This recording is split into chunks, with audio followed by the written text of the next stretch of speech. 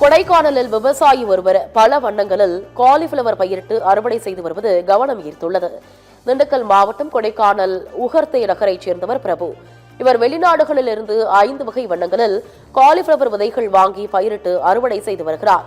குத்தகைக்கு விவசாய நிலம் எடுத்து அதில் ஊதா, மஞ்சள், பச்சை, ஆரஞ்சு, வெள்ளை போன்ற வண்ணங்களில் காலிஃபிளவர் பயிரிட்டு அறுவடை செய்து வருவது கவனம் ஈர்த்துள்ளது.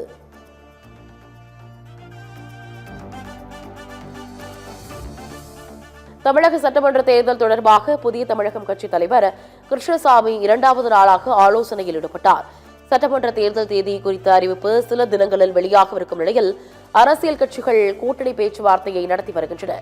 இந்நிலையில் கோவை குடியமுத்தூர் பகுதியில் உள்ள இல்லத்தில் புதிய தமிழகம் கட்சியின் அவசர ஆலோசனைக் கூட்டம் நடைபெற்றது. இந்த கூட்டத்திற்கு பிறகு கிருஷ்ணசாமி முக்கிய அறிவிப்பை வெளியிடுவார் என்று எதிர்பார்க்கப்படுகிறது.